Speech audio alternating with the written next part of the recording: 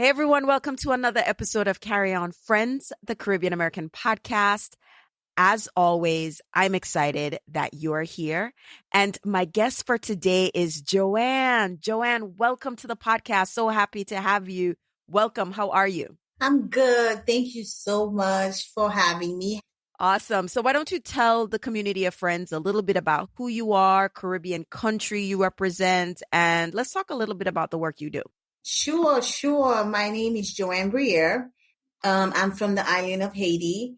I came here in junior high school when I was 12 to 13 years old. From there, my background, I started in the hospitality industry. My dad was an artist in Haiti, a metal artist, has every little girl, they always want to be part of their father, is connected to their father. So I was like, since my father traveled a lot, he's into art, tourism, what's the best industry that I should get into, which is like hospitality and tourism. So when I came here to the country, I went to Kingsborough and I take hospitality as to study as a degree. And then from there, I started working in hotel, from Taj Hotel to a lot of boutique hotel in the city. And then just like everything else, I started to see like a trend, me working in the hotel. I'm like, oh my God, there's a huge trend of people coming in, asking people for space. I was always a connector by nature. I love to connect people with each other. I like to help. I like to find resources. I was always like that since I was young. And then, for me, seeing that trend for the last 10 years, and I was like, my God, there's a huge trend. What is the trend? The trend of people coming looking for space. That's not like those big bulky space that you have in a conference, those hotels room back in the days. It's just like they used to come and say, I just need a little section here, like the living room to meet and connect with my friend. So that's what we call the trend of the whole sharing economy that's happening, the whole share space, the whole community space of like what people know as WeWork. But, before WeWork, there had to be a lot of spaces that have been doing that. But WeWork really did the whole community model and having the beer, that whole culture. But I had seen that trend before the whole things happening with WeWork. I was pitching it to people. They was like, there is no way real estate people would cut down their spaces and sublease it for other members or for other small business. That's not possible. So fast forward, I live in Brooklyn. I live right there, what now is called PLG in Flatbush, 495 Flatbush Avenue. I live in Hawthorne, which is like 3 blocks from Brooklyn Common, if you know Brooklyn Common. So one day I was getting out of work and I was like, what is this sign? It said Brooklyn Common, and I'm always looking for space to do. I used to do small business networking even twice a month. And then when I walked in here and I was like, oh my God, what is this space? At that time, Brooklyn Common just opened up. And they only had like 8 or 10 offices. And then, I went in and talked to the landlord. I was like, what is this space? They were, it's an office space. And I was like, well, have you actually launched a launch event to let the community know about the space so people could know? Because the whole idea behind that, it was 2 reasons. It was a lot of us that live and work in the community, who live in the community, the last one to know about this information and these resources. And by the time we found out about it, everything is full. We just like, I wish I knew. So that was the number one goal. And then the second goal is I didn't want to be in the city anymore. I hated to be in the city. We work in Times Square. It's very hectic. It was like, I wish I could work in Brooklyn. So that was my 2 reasons behind that. And that's pretty much like the whole thing. And then from there, I approached him. I said, listen, let's do a community model. Let's do, he said, Joanne, I don't really know anything about this community model. I'm in real estate developer. I rent office and people pay me my money and that's it. I said, but the future is changing. The future is community, and community for us, especially in the Caribbean community, like Brooklyn Flatbush is a Caribbean dominant community. And what is that for us is like working together, building together. We just kind of like, hey, if I want to buy a Jamaican patty, I know I go to Golden Cross, or if I want to buy certain kind of bread, I go to Allen Bakery. It's a Caribbean dominant community. So for me, and I know the goal is like making sure that our people and our culture survive in the new spaces and the real estate that are happening in Brooklyn. Fast forward, he said, do you want to come and work for me? And that was the whole thing. And I was like, oh my God, I don't know. But, that's how we started working together. I pitched an idea 7 years later, 2 locations. And we've been growing. I scaled the business. We have 300 plus member, ranging from freelancer all the way to unicorn in the space. It actually has been a blessing. Very excited to work with so many people in the community. So that's pretty much what I do. Community builder for small business, operation for real estate developer that want to do co-working. And that would be my background. I'm an entrepreneur. And it's just like, I really love what I do, being involved, be connecting, and also offering space to the small business in the area. Wow, Joanne, you said a lot I'm there. No, don't be sorry. I think this is so cool. And I agree with you. I've been in co-working spaces way before WeWork was a thing. The offices were still kind of executive suite like, but it was still a model that existed. And WeWork just made it really popular. So you walked by, saw Brooklyn Commons, you approached the developer, and you've helped to scale Brooklyn Commons to where it is now, where it has a second location over in the Bushwick area, Yes, right? Yes. a flourished, thriving community. And of course, we have headaches just like everyone else. But, we just came out of the pandemic in January. And, I didn't have no idea, Kerry-Ann, it was going to be what that whole co-working sharing space model would look like. For me, it was just one mission. I was like, I'm just so tired of us being the last one to know about something, because that's how you grow. You need to be in a space, we all has been isolating for a long time. We don't know where each other's are. And then things are going up all the time. We don't have any contact, any resources from the neighborhood that we grew up to. I don't want to live where I live. I want to be in a neighborhood. I don't want to keep changing. I didn't want to move to the side. I was like, this have to work. And I know from my heart, and also from the culture that we're surviving that. That's something that we know from the start. If you go back further from Africa, everybody live in a community model. You have the chief there. That's how we people eat. We share sugar. Even the Caribbean, I think, Kerry-Ann. You go sometimes to your neighbor, you have some sugar, you have something. It's part of the whole lifestyle. So It is. It truly is. I'm going to ask you about your other project, but it's so interesting because I know nothing about it, which is part of the problem that you are talking about. There are things that exist in the community from a co-working perspective. And it's helpful because when we collaborate with each other or we're in community with each other, even if we're not necessarily talking to other people, just being in the space, it's very helpful as humans for us to have that connection as we, work. And in a post-pandemic world, it's a little different because people have their health concern, rightfully so. So the reason why I wanted to have you on the show, yes, to talk about the work that you are doing with Brooklyn Commons, but you have another project. And you talked about Brooklyn Commons, but you didn't talk about this one. And this is the New York Beauty Suite. So Brooklyn Commons, because Brooklyn Commons, of course, is my foundation. I have the experience. I know what I'm doing. 7 years later, the whole sharing model, commercial space, I have the experience, and pretty much like that's my background by then. So 2 years ago, space has been shutting down, recession, social injustice, real estate prices going up, and the whole industry. And, we had to shut down, curfew. It was crazy, Kerry-Ann. So my niece, who was actually in the hair industry, she's a stylist. She came to me. She was like, oh my God, I'm so upset. All the resources and everything that people is talking about is about restaurant, helping the whole food industry, but there's no one is talking about like the beauty industry, and she said, I'm really upset about it. And I was like, well, I have a space. There's kind of like, we had about like maybe a 1,200 square footage space left at Brooklyn Common. This is like a huge space. So I was like, well, maybe I cannot put you in the area where all the spaces are because that's different services, health and beauty is very different. And I said, what about like maybe we could take a space and then I'm willing to invest and just kind of like, I'll build you a salon here. Now, mind you, I didn't know that the landlord was going to go with it. And, I was like, I didn't know, I have no idea what I'm doing. I didn't know, no idea about the beauty industry, the wellness industry. It was just like how I look at it. I was like, okay, so it's the end of the world. If I have one impact that I wanted to do, my niece came to me and then, she mentioned the whole industry is not being paying attention to. What if I want to, maybe I could create something, invest in something and save whatever the amount of people that I could save. That was my whole life. I'm like, it's the end of the world anyway, because that was that time, curfew, you cannot come out. No one have no idea what to do with the whole COVID. No one know how they're going to return back to work. No one know about the future. So I went to the landlord. I said, listen, can I turn this space to a salon? He said, a salon? What the hell you know about a salon? I said, absolutely nothing. Of course, just to be honest and transparent, I have the credibility. I build this. And, but at the end of the day, business is business. So I just went up to him. I just took the space. I built like 6 suites.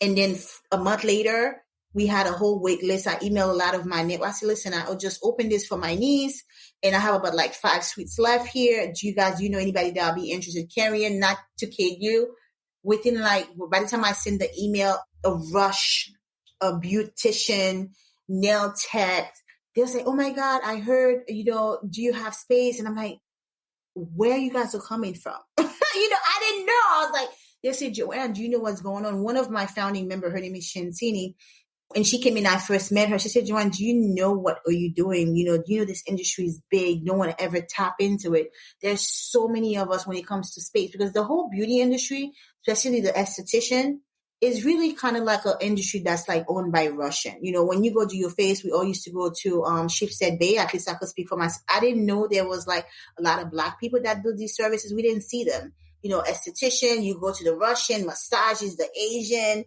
So for me, I didn't know there was a lot of Black people in that industry, because I know they work there, but not them running and building it. So, and I was like, they was like, yeah, we trying to go to different space. People didn't want to give us, the spaces, because it's a pandemic. So no one wants to invest and take a chance and give them a lease. And I was like, oh my God, really? I said, well, this is the suite that I have. What do you guys think? And, a lot of them pretty much came to me. It was like a wait list after a month later, Kerry-Ann. And then from there, I extended to more spaces in the back.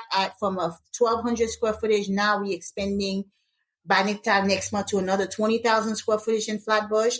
We're going to have a total of over 50 suites. And right now we're doing, a lot of outreach, and people just reaching out to us. I'm opening the wait list. It just has been an amazing journey.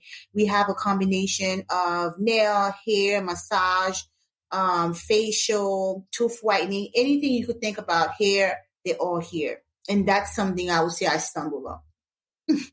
Wow. Let me tell you, I'm not surprised, because as a people, Black, wherever you are from the diaspora, we see an opportunity. But in your case, you used your equity, your reputation that you've built over 7 years of the work that you've been doing at Brooklyn Commons. You've been laying that foundation to take a chance on this, right? The way how, we say, the way how God set up, your niece came to you. Because if somebody else came to you probably wouldn't have seen it the same way.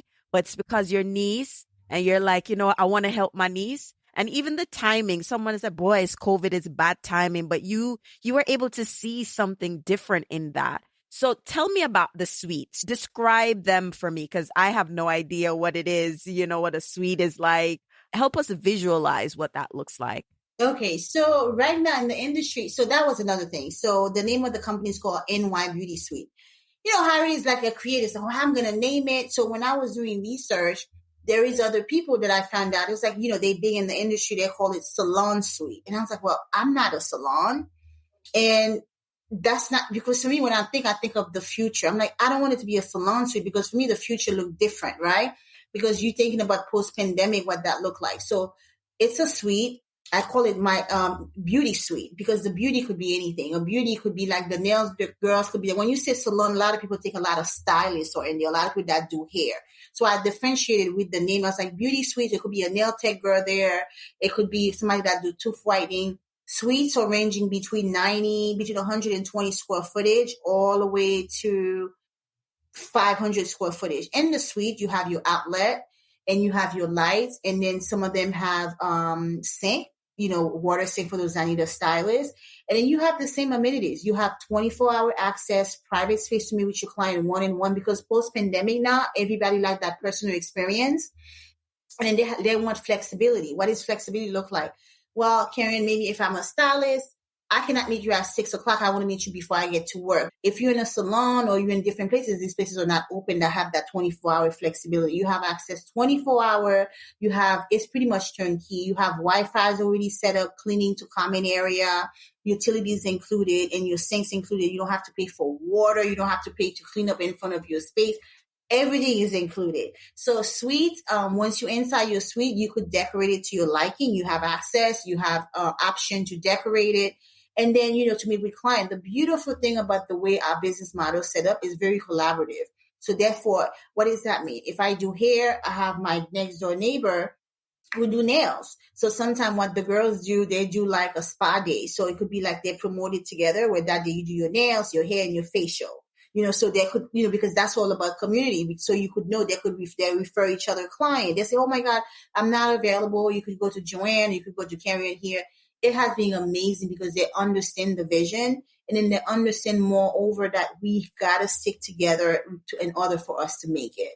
So that whole new industry, that community that I'm building here, they understand it. And I also think they understand it because they're coming from an era of post-pandemic, being rejected, being, a lot of them being stereotyping. When people think of beauty industry, oh my God, you just do nails. Oh my God, you do your hairstylist, you black, you do it. That's what you're going to. But again, these girls are businesswomen.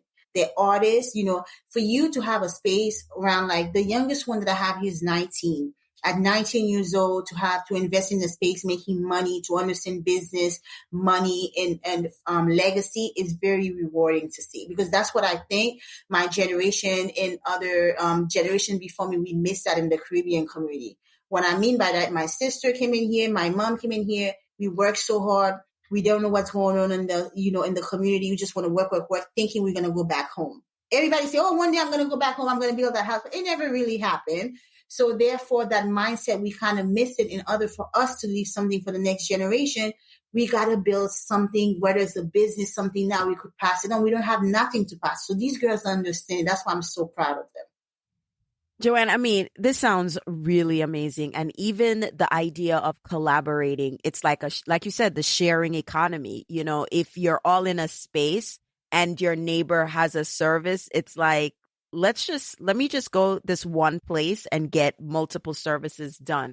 So a lot of times with co-working space, one of the draws is that they have programmings, to bring each individual people together. So what programming do you have for the business women that are part of New York Beauty Suites? So for me right now, it's all about changing the mindset, right? So if you already know something, we've been doing it for years, that's what we know. So what does that look like? What does that look like before they even come in here and say, listen, it's a community space. What does that look? We do a lot of business programming where we do lunch and learn, where we invite outside community member, pretty much a restaurant owner would come, and then we order the food as a way to support the outside community. And also they come and share their story, their journey with us while we eating and sharing business tips and resources that they may not know about. And also as a way, it's kind of also to connect the internal and external community together. And we do office hour twice a month with different experts. Well, we'll bring them on. They'll cover all the essential. Yes, because a lot of the beauty industry, they know their art, but the paperwork have to be correct. What is that?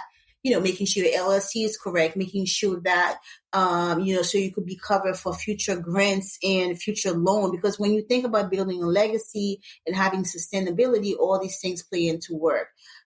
We do a lot of networking events. We have, we're going to start next month an incubator for the next generation that want to be in the beauty industry. You could go to a 4 to 6 week incubator program. I'm partnering with another organization and they'll get paid.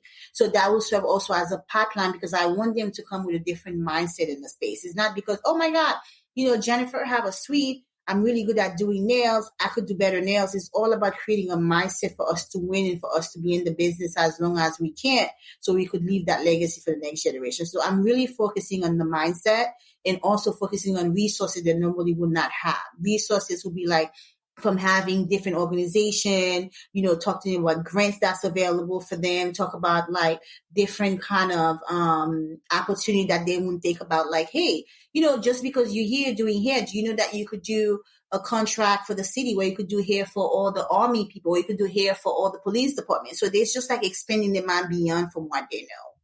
I think that is so amazing. I'm so excited for you. I mean, just listening to you talking, I'm excited to hear. So what else do you have going on, Joanne? Because I'm talking to you and I feel like you have a couple pots on a stove.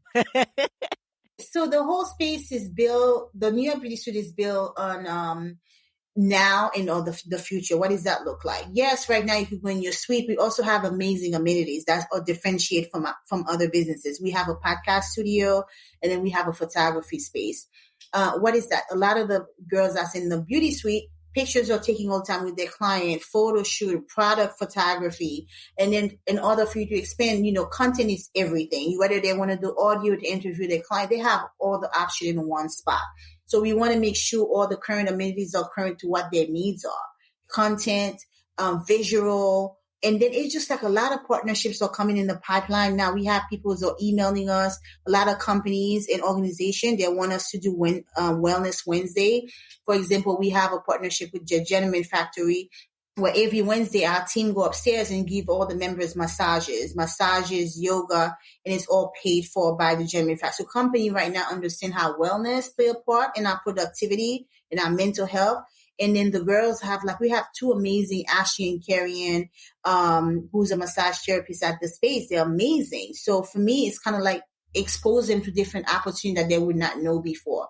And I'm super excited and grateful for that. For all the people that have been reaching out. And thank you so much, Kerry-Ann, because we met during the we met first at Ingrid's grand opening. Ingrid. Oh, yes!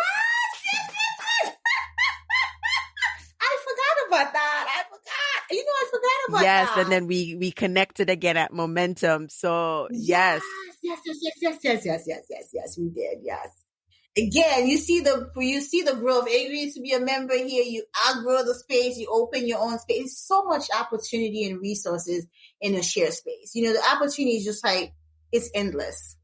It's endless. And I mean, I'm just really excited to be in community with you and just, however way we could collaborate. Yeah. A good chunk of my audience is in New York. And even for those who are not in New York, when you come to New York, Brooklyn Commons or New York Beauty Suites is a place that you could probably come and, work for a little bit if part of your trip is about work or whatever. So, I mean, I think that's the important thing about co-working spaces, right? You don't have to be married to an office space. It is, I'm going to be traveling for a little bit. I want a space that I could work while I'm traveling and I can get those opportunities. So even though you're in Brooklyn, the opportunity for people from out of New York, out of Brooklyn, out of the state, wherever can still come and experience, the space. Yeah. And then they could look at it in twofold. Office space rental and also service provider. Because when you're in a space, let's just say you have some of your clients, maybe they want to meet a realtor. They want to have a travel agent, any type of service and accounting. So when you think of a co-working space with 300 members, these are all the service that they do as a business. So anything you could think of, having your paper, maybe they could be here for a few. Hey, I need a notary. You have member that does that. Hey, I need somebody to review this contract for me. There's a lawyer here. Hey, I have it from immigration lawyer to real estate lawyer to anything you could think of. To have a finance. Yeah, I'm opening this new business. I don't know what the number look like. You have somebody that do finance that could look at the number. You have accounting, anything you could think of. So they may not need the space, but they need a service provider, somebody that they could be trusted, that's part of a community. They could also find it here. Awesome. So before we wrap up, I want to ask you a question and I'll give you a few seconds to think about it. What is that one key piece of advice you would give to someone who's either an entrepreneur thinking about entrepreneurship, or maybe they're thinking of doing something on the side because they're working full time and they were thinking of doing something on the side and they are second guessing whether this idea that they have is something that they should pursue? What advice would you give to them?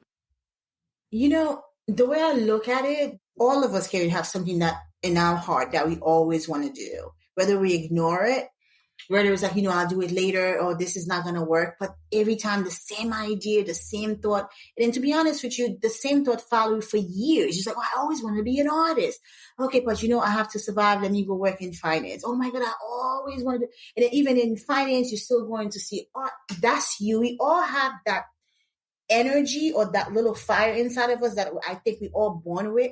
And, basis on life situation, places and things that's happening, we forgot it, we ignore it. So I would say for all the entrepreneurs that's out there that have that fire that you was born with, that idea that you always wanted to pursue, that's the gift that we came here with. That's the gift. But for some reason, life, we kind of ignore it because of different situations. So that gift, my advice would be to pursue it. And I know it comes with a lot of fear. I don't have the finance, but I know it's going to sound very taboo to say this, but once you start following that dream, the universe and a lot of things going to open up to you, because that's the gift that God gave you.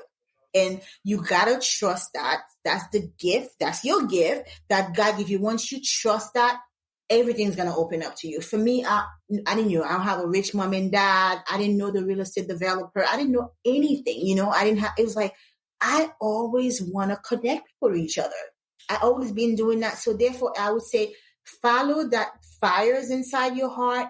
And if you have the opportunity to follow it while you're having a side hustle, follow that, because that dream, that once it died, then that's when I see a lot of people become unhappy and then their dream died with them. So if you could do the final advice, if you could do follow that fire and really kind of like pursue it, I would just go for it. All of us, I feel like every time I interview the entrepreneurs, I'm talking to them, just like, I always want to do that, but my mom didn't want me to do it. My dad didn't want me to do it. I always want to do it. And then at the end, they end up in a later time, they end up following it because it's like, you know what? I always want to do that. They don't care about the whole lifestyle. They won't, because that's what makes them happy. So if you have something that that will make you happy, even if you do it for free, which is part of that fire that you have, go for it. And, I know it sounds taboo, guys, but things will open up. Thank you for that. I mean, Johanne, I just love your energy. Your energy is bouncing. Kerry-Ann, is this something you want to do? You got to tell, you're not like, what am I going to do it? That fear. What is it? What is it that you always wanted to do? Is it, you always want to be in like an interview or a podcast, radio? You know what, Johanne, this is why I love this interview with you, because I always say, you can ask me that question, but you are doing it. I am doing what I've been always doing ever since. And I'll tell you. So I grew up with my grandmother and I went to church with her all the time. Everything that was happening at church, I was there. I've taught every Sunday school class that I've ever been in. I was always a teacher's assistant, and every performance at church, I don't think I could sing, but I got stuck in the choir. If we were doing a poetry recital, if any kind of skits, any kind of thing performance based, I was doing it. In school, I did all of that. And I'm not saying that I'm an actress or anything, but it's something about having conversations, entertaining people.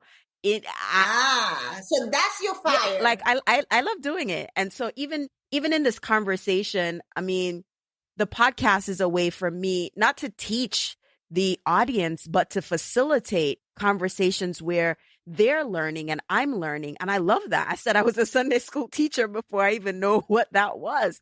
And that's always been something that I truly enjoy. I'm a lifelong learner.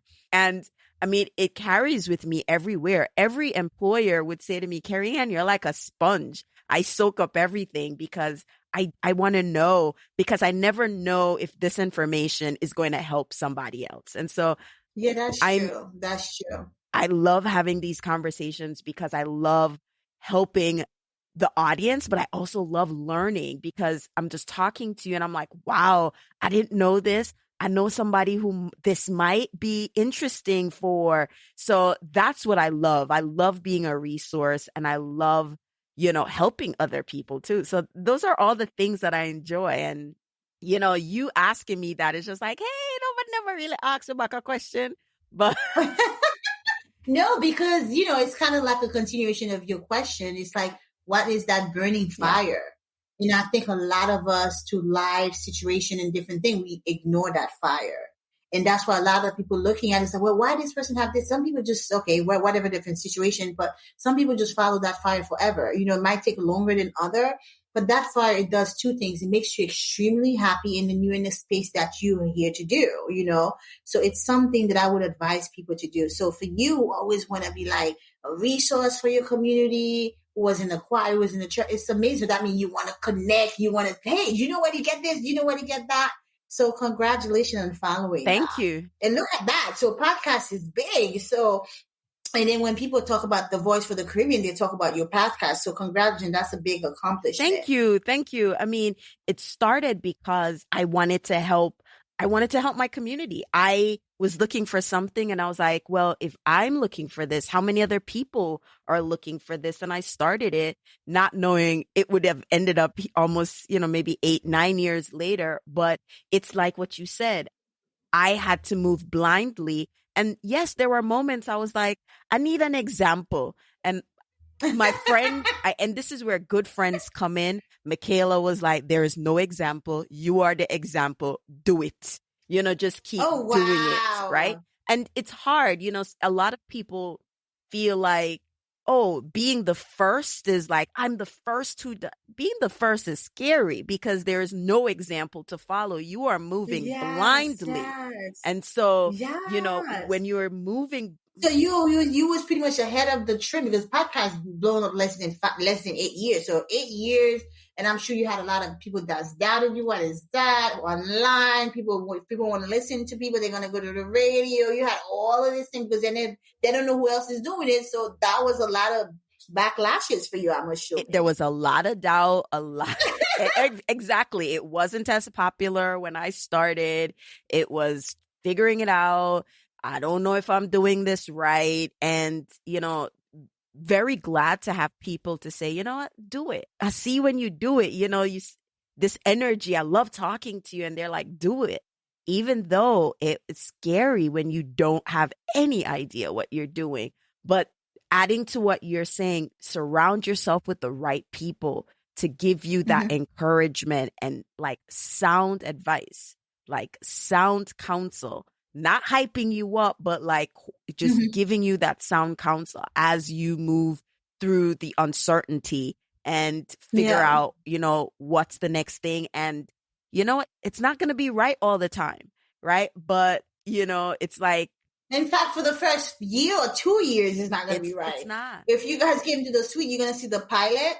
When I built the suite, they didn't have, the roof all the way up because I'm learning. But now I know it's not going to be, it's okay, but you learn. That's part of the learning thing. And that's why with all these information, to be honest, later on you package it because that's your experience. That's your investment. You could say to somebody, hey, this is not how you do this, and that, because you already went through it. And that's how it worked most of the time. Yeah. You take the risk. You take the risk, but also that mistake. Every mistake is information that you learn so you don't do it again, right? Every action, every experience is information to help you make better decisions going forward. And that's how I have to kind of look at it. It's a data gathering experience. That's what I call it. So yeah, everyone. I mean, this was such an exciting conversation with you, Joanne. I really, really am excited. And you know what? I have not been to the Flatbush Brooklyn Commons. I've been to the Bushwick one. You guys should see my face. You guys should have seen my face. So we should do a whole series and then do it at Brooklyn Common. Why don't you do a whole series at Brooklyn Common? You get to see interview some of the Caribbean businesses here so you can get an idea of what I'm really talking about. I would love for you to come in. We'll schedule a time to come in. I will give you a private tour to see the whole building, to see who's here, to talk to this, so you could see all the stuff that I'm putting in visual. Be like, that's so sweet. I would love to invite you. And then please, if you ever wanted to do something with your audience or listener, if anyone is listening to Kerry-Ann podcast, you guys, mention her name. Let me know. I want to know I want to know who you guys are. I want to know how we could continue to support each other in every way that we can. So I would love for you to come. So let's schedule something for you. Absolutely. We're going to do that. Thank you. This is what I love. I'm so excited. This is really what I love. I'm very excited about that. And yeah, we should talk about setting up something. This is community. This is what happens when we're in community. And if you are listening to this and you want to check out Brooklyn Commons, you want a co-working space, like she said, name drop Kerry-Ann and carry on friends and see what you can get. All right. So Joanne, tell everyone where they can find you on the internet, how they could get in contact with Brooklyn Commons, New York Beauty Suites, Beauty Suites. Yes. Well, thank you guys. Now you guys could also find me in Kerry-Ann on Friends podcast. But we have, you guys could find me online. You guys, NY Beauty Suite at nybeautysuite.com, www.nybeautysuite.com. Brooklyn Commons is spelled BKLYNCOMMONS. 495 Flatbush Avenue, 7 Marcus Garvey, and then the other location for New York Beauty Suite is at 81 Willoughby in downtown Brooklyn. So if you guys are looking for event space, workspace, meeting room space, an amazing community that you guys want to thrive, amazing community that's really care about each other and kind of like collaborative. So check us out. Thank you so much for that. And as I love to say at the end of every episode, walk good. The Carry-On Friends podcast is produced by Breadfruit Media, and new episodes are available every other Tuesday morning. You can listen to the podcast on the website, carryonfriends.com, or you can listen on Apple Podcasts, iTunes, or wherever you like to listen to your podcast.